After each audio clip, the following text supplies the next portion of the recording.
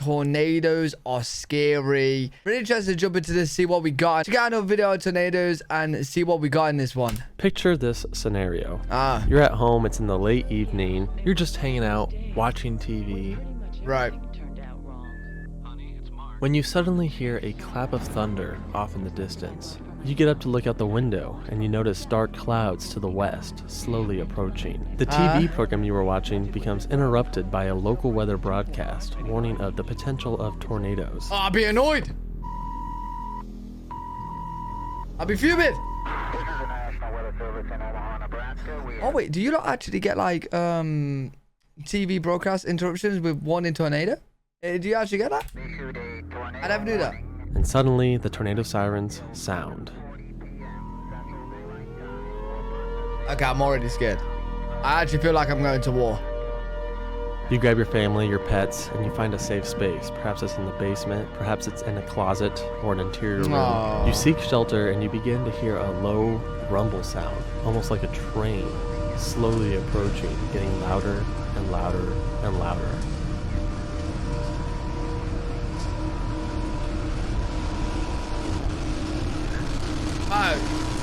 Why am I actually scared? Yeah, tornadoes are terrifying, like more so than other natural disasters. Floods are actually way deadlier, way more dangerous than tornadoes, but a flood warning doesn't really strike the fear in you like a tornado warning does. Right. Volcanoes are crazy, explosive, massive, dangerous. Oh, that's scary. But they don't creep up to your doorstep in the middle of the night. There is a... Oh, I don't know. If you live near a volcano and it kind of erupts, boom, you got lava at the doorstep. So, I think a volcano will, but then again, it won't creep up. But then tornadoes are loud as well. Horror-like aspect to tornadoes. And that is exactly what this video is about. Halloween is coming up, and I figured it'd be a good time to just talk about the terrifying nature of tornadoes. Right. We'll discuss some of the scariest images, videos, and experiences in today's video. I thought we was going to go into a horror.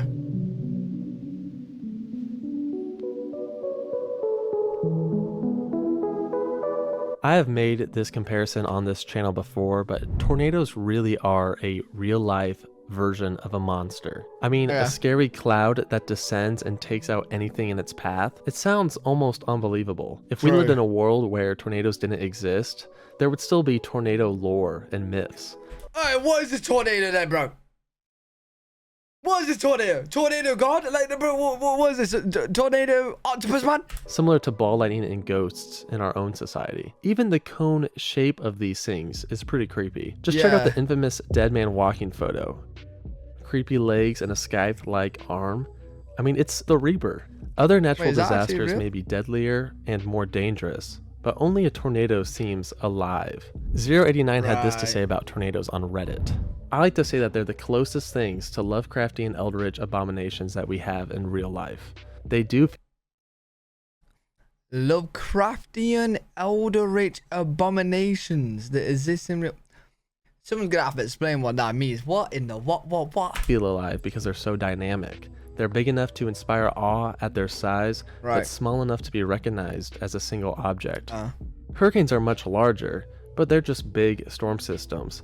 Tornadoes are things, big ghostly things moving across the ground and stretching high into the sky.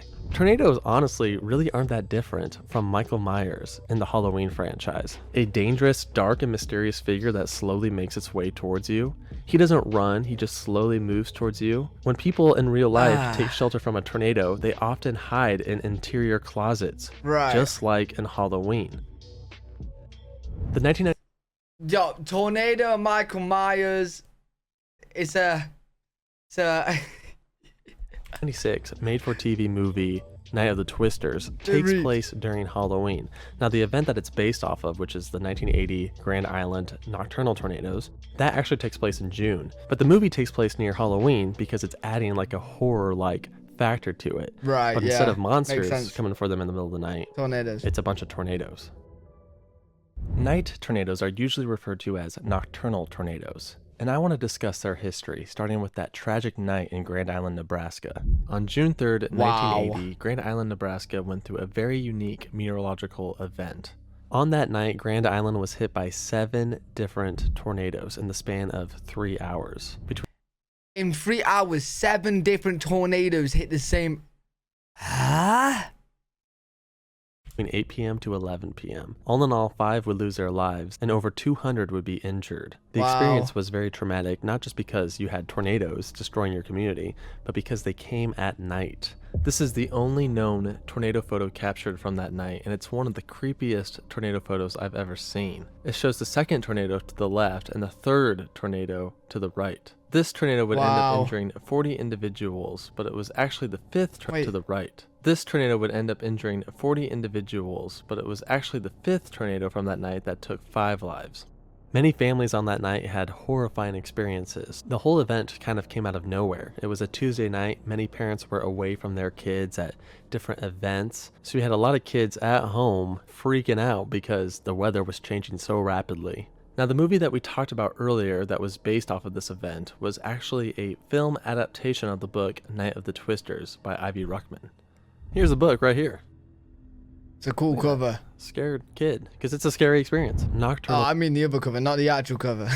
Tornadoes are twice as deadly as their daytime counterparts, even though they only make up a very small percentage of tornadoes overall. Is that because like, a lot of people are sleeping and don't know it's coming, like don't know what's hitting them? There have been countless terrifying nocturnal tornadoes. Some of the more prominent tornadoes include the Barnveld, Wisconsin F5 that hit at 12:41 a.m. on June 8, 1984. Jeez. According to the Weather Service office in Madison, Wisconsin, the lightning was so intense during this tornado that there was actually a strobe effect to it. That event caused 200 injuries and 9 fatalities. One very recent nocturnal tornado event that comes to mind is the March 3rd, 2020 Nashville, Tennessee tornado outbreak. The strongest tornado from that outbreak was the Cookeville EF4, which had 19 fatalities.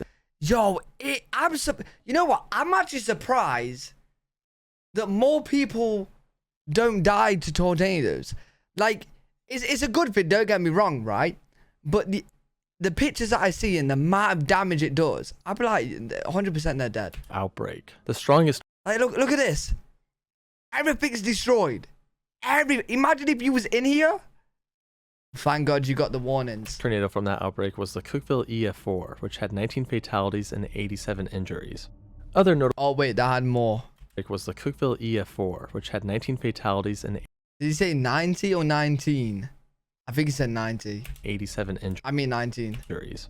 Other notable night tornadoes include the Greensburg, Kansas tornado of May 8th, 2007, the April 1998 Birmingham, Alabama tornado, and the downtown Lubbock, Texas tornado in 1970. Dixie Alley tends to be hit by some really bad nocturnal tornadoes. And on top of that, Dixie Alley is actually very hilly. The terrain can easily hide tornadoes, just making it even scarier. It's a very dangerous place. Mad. Similar in a way to nocturnal tornadoes are rain-wrapped tornadoes. Like nocturnal tornadoes, you can't actually see them, but instead of them being shrouded by darkness, they're shrouded by rain. Rain-wrapped tornadoes are extremely dangerous. In fact, the deadliest tornado since the 1950s, the 2011 Joplin EF5, was rain-wrapped.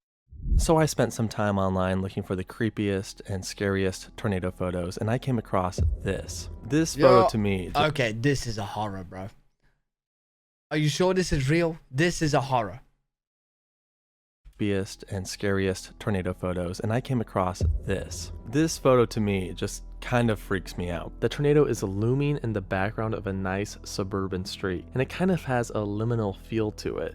This is from the 2019 Dallas EF3, which actually happened on October 20th, so 11 days before Halloween. Thankfully, this tornado took no fatalities. There was also a video captured of the event, and it also has some pretty eerie vibes to it. Is that the fact that you can only see the tornado when the lightning flashes. Oh, nothing, I suppose. I thought that was the number one. Yeah, that is creepy, bro. I ain't gonna lie, this is so creepy. Oh, freaks me out. Another creepy photo comes from June 1995 in Dimmitt, Texas. This tornado was only an F2, but the time of day, the darkness of the photo, the way it's like a silhouette, the headlights from the car, almost looking like it's trying to outrun it. The low res quality really makes the photo more eerie. I think we should talk about that. I want to talk about how lower res videos and photos just seem a little bit eerier than modern day videos. Yeah. But before we get to that, a quick word from our sponsor. It's more like mysterious, you know what I mean? Mysterious when it's like a little bit pixelated and stuff. Morgan & Morgan. Oof. I recently slipped at work, Morgan. Vintage tornado videos just have a creepier vibe to them. In fact, the older you go, the creepier they are. Photos from the early 20th century can look very strange and dark. Oh, that's big. Often videos before 2000 just seem a lot creepier because of that low resolution. It makes the tornado more mysterious. Yeah, it gives it a darker vibe. Literally what I just said. This Lindsborg, Kansas video from September 25th, 1973 is a prime example. Look at the way that it moves and dances by the water tower. That's cool.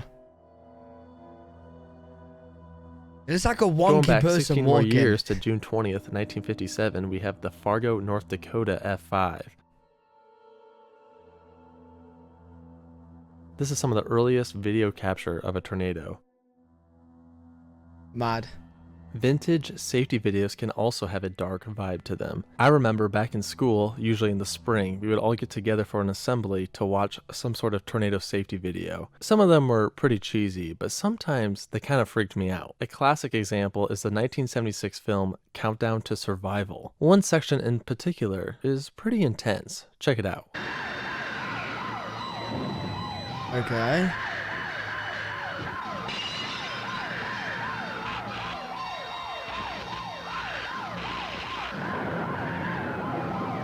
There's a lot of that flashing. Pretty wild. So I want to break down the entire tornado experience. Every part of the experience has different factors that really build tension. I've broken it down into several phases, and we're going to start with the first phase, the anticipation phase. This stage usually starts off with your county being issued a tornado watch. Perhaps you're at work, school, or in the car, and you suddenly hear that EAS warning.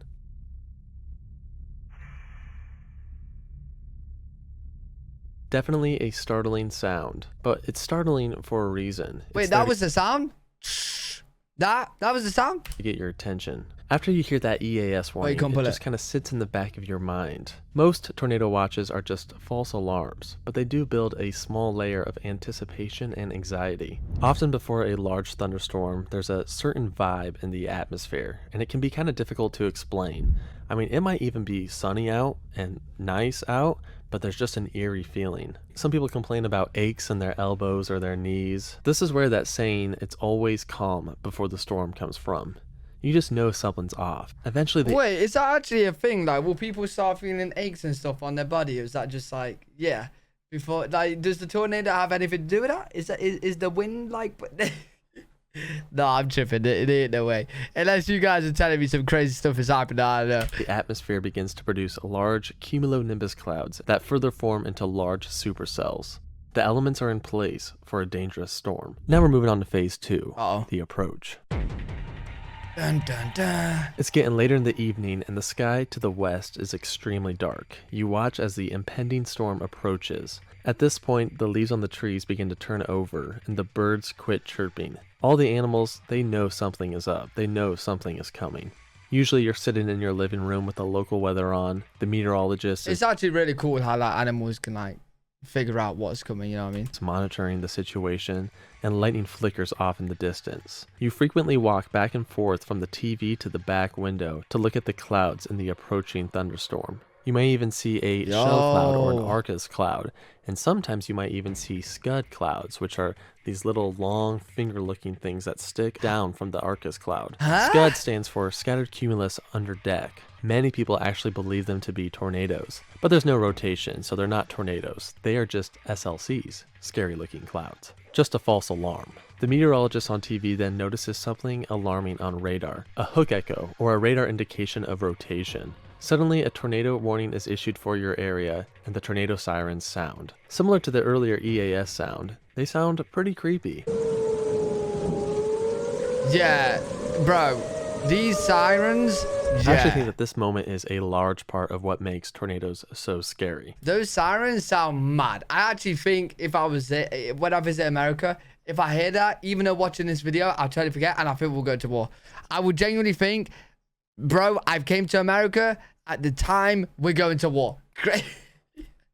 The dual tone of the tornado / air raid / civil defense sirens just has a creepy dissonance to it. Different tornado sirens create different sounds, but the 810 port to me sounds the most eerie. Take a listen.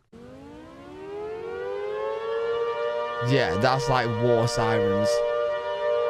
I would think I'm getting bombed. It almost sounds like a creepy choir, or perhaps a trumpet sound in the end days of Revelation. The shape of these things is also pretty creepy. There are many eerie vibes in the approach stage of a tornado, but there's one video that captures it very well. This video was captured by Rodalco 2007, and it just does a great job of capturing the atmosphere before a tornado hits. This was taken before the infamous May 22nd, 2011 Joplin EF5. These storm chasers are currently located on Rangeline Road, and all you can see is a blanket of darkness behind these stores. Yeah, I was gonna say, that sky is so dark. That's actually a massive tornado.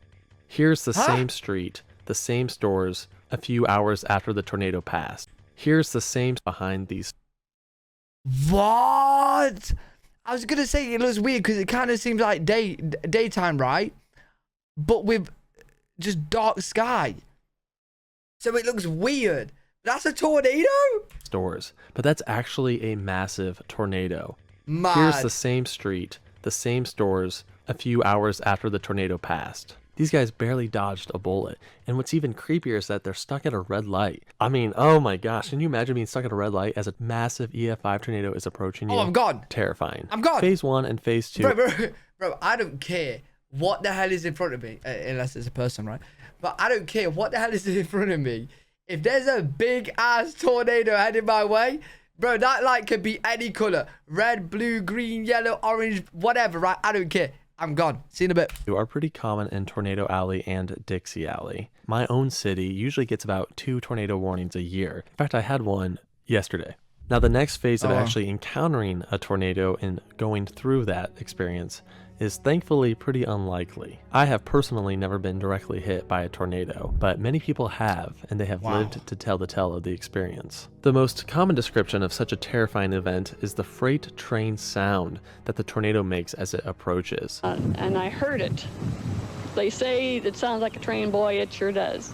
Can you imagine sheltering in a closet or a basement in the dark and hearing a freight train-like sound slowly getting closer and The thing is, they're saying to like show in like a closet or whatever, right? But I'm looking at these houses and they are all knocked down. So wouldn't like the wardrobe closet just follow you? Closer? It would be terrible. There are many difficult videos to watch on YouTube of people hiding in closets or bathrooms and hearing that awful sound of their houses getting destroyed. After the event, they walk out and see nothing left. One of the more famous videos is the Parkersburg graduation party. They see the tornado approaching, they all take shelter, and then when it hits, it's just a horrifying sound. This is why many tornado victims often suffer from a condition known as lapsophobia, or the fear of tornadoes. It is a more extreme version of astrophobia, which is the fear of thunderstorms. Tornadoes are a force of nature that need to be taken seriously. But should you actually fear tornadoes, and what should you do if one is coming towards you? Well, you shouldn't necessarily fear tornadoes. I think a healthy amount of fear is, of course, good. That will keep you safe, but the odds of you actually being in a tornado are extremely slim. In fact, there's people that have lived in Oklahoma or Kansas or Iowa or Alabama their entire lives, and they have never seen a tornado. If you take proper safety precautions, you're going to be fine. General rule of thumb is the center part of the lowest level in your home or building. Obviously, if you have a basement, you want to go to the basement. But if you don't have a basement, you want to be in an interior room, away from windows, trailer parks. But how does that work? Because when I see these pictures and videos of the houses after the tornadoes, the whole house is literally flattened. So if you're here, aren't you just going to be flattened?